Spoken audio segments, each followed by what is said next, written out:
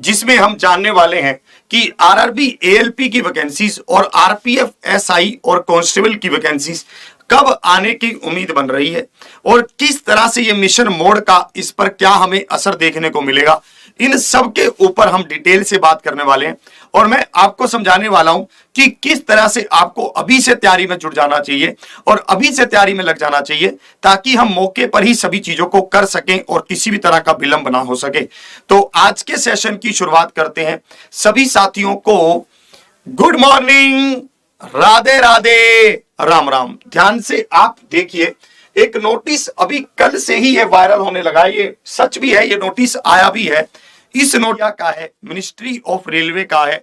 इसमें इन्होंने कहा है कि रेलवे बोर्ड के जो मैनेजर्स हैं, जो जोनल से अवेयर कर दिया है कि जनवरी से आपके फिजिकल टेस्ट शुरू हो जाएंगे, फिर डॉक्यूमेंट वेरिफिकेशन शुरू हो जाएगा और बहुत फास्ट उसको ये लोग करवाने वाले हैं। 4000 के करीब डेली के उसमें बच्चे पार्टिसिपेट करेंगे और जल्दी जल्दी ये सारे फिजिकल टेस्ट और सारी चीजों को काफी अच्छे और काफी स्पीड से करवाने वाले हैं। तो मैं आपको यही कहना चाहता हूं कि अगर आप तैयार नहीं हैं, अगर आपको लग रहा है कि यार अब तो बहुत, यार अभी तो बहुत समय, अभी तो पता नहीं कब आएगा, ये लोग ऐसे ही कह रहे हैं, तो ये आप उसमें मत रहिए। ये पूरी तरह से आपको अवेयरनेस करने के लिए है कि मिशन मोड प्रोसेस में है गवर्नमेंट। आगे चलकर इलेक्शन का समय भी है। गवर्नमेंट ने जो आपसे वादे किए हैं पिछले बार सरकार को जिताने के लिए, उसको भी तो पूरा करना है। तो इससे काफी संभावना क्लियर हो रही है कि एएलपी, आरपीएफ, एसआई और इन सब की वैकेंसीज आने वाली हैं। आप कहेंगे सर ये क्या बात हुई, वो तो वहां प्रमोशन की बात कर रहे हैं, आरआरबी एनटीपीसी की बात कर रहे हैं, आरआरसी ग्रुप डी की बात कर रहे हैं। आप लोग कह रहे हो कि एएलपी की वैकेंसी आएंगी, आरपीएफ एसआई की वैकेंसी आएंगी, कांस्टेबल की वैकेंसी आएंगी। हमें तो कुछ समझ नहीं आया। तो मैं आपको ये बात यहां पर क्लियर करता हूं कि हम लोग कैसे कह रहे हैं कि वैकेंसी आने वाली है। ध्यान से समझना। एक्चुअली क्या हुआ है, एनटीपीसी के माध्यम से जो भी बच्चे सिलेक्ट होंगे और आरआरसी ग्रुप डी के माध्यम से जो भी बच्चे सिलेक्ट होंगे, और उसमें क्या होगा कि जो भी बंदे प्रमोशन लेंगे वो तो उनकी जगह को फिल कर देंगे। जैसे मान लीजिए कोई टिकट चेकर वहां पर, उसकी भर्ती तो हो गई है, प्रमोशन तो उसका भी होगा ना भाई, सीट तो वहां पर खाली होगी ना, उसकी तो भर्ती इन्होंने पहले ही कर ली है। यहां पर देखिए 1,48,000 लोगों का ये प्रमोशन कर देंगे मार्च 2023 तक। अब बात आती है उन लोगों की जिसकी वैकेंसी अभी तक इन्होंने फिल नहीं की है, जैसे कि आरआरबी एएलपी। जो एएलपी में सिलेक्ट हुआ बंदा है उसका भी तो प्रमोशन होगा। इसी के साथ साथ जो मान लीजिए आरपीएफ एसआई है, कांस्टेबल है, उसका भी तो प्रमोशन होगा। ठीक है, तो वहां वाली वैकेंसी को भी तो फिल करना होगा। जो वो वहां से वैक्यूम क्रिएट होगा, जो स्पेस बनेगा, उसको कैसे फिल करेंगे, उसका तो इन्होंने कोई प्रोसेस किया ही नहीं। तो यही कारण से हम लोग आपको बार बार समझा रहे हैं कि आरआरबी एएलपी की वैकेंसी आने वाली है। क्योंकि देखिए जो एनटीपीसी के पद के द्वारा सिलेक्ट हुए होंगे, उनका अगर प्रमोशन करेंगे तो उनका तो पेपर इन्होंने करवा लिया है, तो उनकी ज्वाइनिंग करवाकर उसको फिल कर देंगे। आरआरसी ग्रुप डी के तहत जो बच्चे आएंगे उनको भी इन्होंने वो करवा रखा है पेपर, तो उनको भी फिल कर देंगे। बात उनकी हुई जिनका मान लो कि असिस्टेंट लोको पायलट है, टेक्नीशियन है, मान लीजिए कोई आरपीएफ एसआई में है, उनके जो ये प्रमोशन करेंगे उनको कैसे फिल करेंगे, जो वैकेंसी ये वाली क्रिएट होने वाली है। इसका मतलब ये साफ इशारा करता है कि इसकी वैकेंसी को ये जल्दी ही घोषित करेगा। आरआरबी अगर मिशन मोड में आया है तो ये जल्द ही इसको पूरा करेगा। और इसी तरह से जो गवर्नमेंट कहती है, जो कहना चाहती है कि हम बहुत सारी वैकेंसीज को लेकर आने वाले हैं, जिसमें से 20,000 प्लस वैकेंसी अभी अभी ये एसएससी सीजीएल की इन्होंने घोषणा की है। अकेले एसएससी सीजीएल की 20,000 वैकेंसी से ये लोग 10,000 जो ये वादा करते हैं लाखों वैकेंसियां देने का, लाखों बेरोजगारों युवाओं को रोजगार देने का, उसको ये पूरा नहीं कर सकते सीजीएल के तहत अकेले।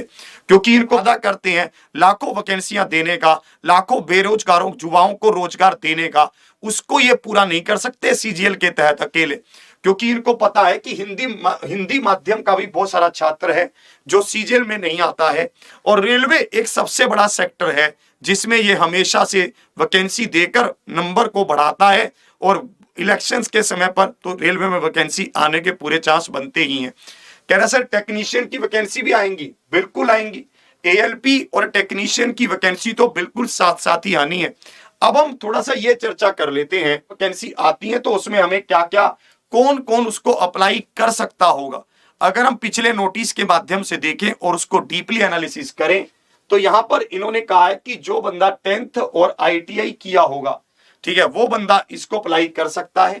10th और ITI का मतलब यहां पर क्या है, जैसे कि यहां पर इन्होंने कहा इलेक्ट्रीशियन में ITI किया हो, इलेक्ट्रॉनिक्स में किया हो, फिटर में किया हो, डीजल मैकेनिक में किया हो, ऑटोमोबाइल में किया हो, ऐसे किसी भी जगह पर अगर उसने ITI किया हुआ और 10वीं क्लास की हुई तो वो वहां से इसको क्या कर सकता है, कर सकता है, ठीक है।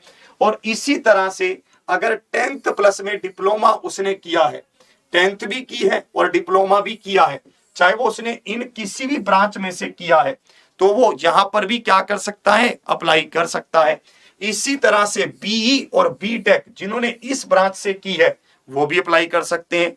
10+2 वाले हमारी जो टेक्नीशियन की पोस्ट है और जिन्होंने 10+2 में PCM लिया था वो भी अप्लाई कर सकते हैं। ये इकलौता एक ऐसा एग्जाम रहेगा जिसमें आपके हर सेक्टर का बंदा अप्लाई कर सकता है, चाहे वो उसने 10th प्लस ITI किया हो, चाहे 10th प्लस डिप्लोमा किया हो, चाहे BE और BTech किया हो, चाहे उसने सिर्फ +2 कर रखा हो। देख रहे हो, ये एग्जाम ऐसा एग्जाम होने वाला है जिसमें आपका मतलब कंपटीशन मुझे लगता है कि बड़े लेवल पर होगा, क्योंकि एक BTech वाला बंदा भी बैठेगा, एक डिप्लोमा वाला बंदा भी बैठेगा, एक टेक्नीशियन भी बैठेगा, एक ITI भी बैठेगा, मतलब हर तरह का बंदा बैठ जाएगा इसमें, ठीक है। और आप 10+2 वाला बंदा भी बैठेगा। इसी में अगर हम और चीजों को समझते हैं, अगर मैं देखूं तो उसमें उम्र क्या है, उम्र भी 18 से 30 साल है। 18 से 30 साल की उम्र एक ऐसी है जिसमें हर वर्ग का क्षेत्र कवर हो, छात्र कवर हो जाता है, चाहे वो थोड़ी सी छोटी उम्र का है वो भी, एक एक्सपीरियंस भी। भाई 30 साल एज होती है मैक्सिमम, उसके बाद बंदा तैयारी करना थोड़ी कम कर देता है। 30 साल तक वो जोश और वो जज्बा कायम रहता है, उसके बाद तो धीरे धीरे तैयारी करना आदमी कम कर देता है। तो इसलिए 18 से 30 के माध्यम के बीच, इसके बीच जो भी बंदा बैठता है उसमें एक अलग जोश और एनर्जी रहती है। तो आप ये भी हिसाब लगा लीजिए कि कंपटीशन किस लेवल का रहने वाला है। तो मैं आपको बारी बार एक ही बात समझा रहा हूं कि आपके लिए इन चीजों को समझना बहुत जरूरी है। SC और ST के लिए 5 साल का एज रिलैक्सेशन है और 3 साल का रिलैक्सेशन OBC के लिए है। अगर हम थोड़े से इसके पैटर्न को समझें तो CBT 1 और CBT 2 दो पेपर इसमें होते हैं। इस पर मैं एक पूरी वीडियो बना चुका हूं, अभी आपको थोड़ा सा ऊपर ऊपर से समझा देता हूं। CBT 1 और CBT 2, CBT 2 के दो पार्ट हैं, पार्ट A पार्ट B। इसमें कह रहा है जो CBAT होता है वो तो ALP के विद्यार्थियों के लिए होता है। CBT 1 ओनली क्वालिफाइंग है, जिसमें 75 क्वेश्चन पूछेगा, 20 मैथ, 25 रीजनिंग, 20 साइंस और 10 GK GS। और इसी के साथ साथ ये ओनली क्वालिफाइंग है, 75 क्वेश्चन पूछेगा, 1 घंटे का समय देगा, 1/3 की नेगेटिव होगी, ठीक है। और इसी तरह से इसमें CBT 2 है, इसके दो पार्ट होंगे। पार्ट A में 90 मिनट का समय देगा और 100 क्वेश्चन पूछेगा, 25, 25, 40, 10, है ना। इसमें जो ये 25 नंबर का मैथ, 25 की रीजनिंग, 40 की इंजीनियरिंग ड्राइंग या फिर बेसिक साइंस मिलाकर और 10 नंबर का करंट अफेयर, ये बहुत इंपॉर्टेंट है इसका, क्योंकि जो पूरा मतलब जो कट ऑफ तय होगा, जो पूरा आपका भविष्य तय करेगा वो ये है। पार्ट 1 तो क्वालिफाइंग है, पर उसकी तैयारी को छोड़ नहीं सकते आप कि आपने तैयारी नहीं की। पार्ट 1 बस क्वालिफाइंग है, उसको क्वालिफाई करेंगे फिर जाकर इसमें आप बैठ जाएंगे। फिर ये आपका पार्ट B, आप इसको चूज करेंगे ट्रेड के अकॉर्डिंग, ये भी सबका होगा। इसमें क्या है, ITI ट्रेड का 75 क्वेश्चन होंगे, 60 मिनट का समय होगा, मिनिमम 35% आपको यहां पर लेने हैं। ये भी ओनली क्वालिफाइंग है इन नेचर में। ये आपकी कुछ ट्रेड के अकॉर्डिंग आपका जो पेपर आपको चूज करना है, ये आपको ऑप्शन दिए हुए हैं कि आप इसमें से कौन सा पेपर चूज कर सकते हैं, ठीक है। आपको ये कह रहा है, फिर आपका अगर आपने ALP भरा है तो साइको टेस्ट होगा। साइको टेस्ट अगर आपने ALP, टेक्नीशियन का नहीं, टेक्नीशियन का वहीं तक है, ALP लिखा भी है, ये इन्होंने लिखा है, the ALP merit list will be drawn from, है ना, amongst the candidates qualifying the, और लास्ट में जाकर आपका जो साइको का 30% और पेपर 2 का भी क्या है, और second stage of CBT part A का सेकंड स्टेज ऑफ CBT उसका 70% और इसका 30%, फिर जाकर आपकी यहां पर ये क्या कर देगा, गेम घुमा देगा, मतलब फिर आपका यहां पर सिलेक्शन हो जाएगा। प्रमोशन भी बहुत अच्छा है इसमें, ALP, senior ALP, assistant loco pilot, senior assistant loco pilot, और उसके बाद आपका लोको पायलट। बहुत अच्छी जॉब है ये, आपको मजा आ जाएगा इस जॉब में। आप लगा लीजिए, लड़के हो लड़कियां हो, किसी भी तरह के हमारे कैंडिडेट्स हो, हमारे किसी भी तरह के कैंडिडेट्स हो, ये इसमें अप्लाई कर सकते हैं।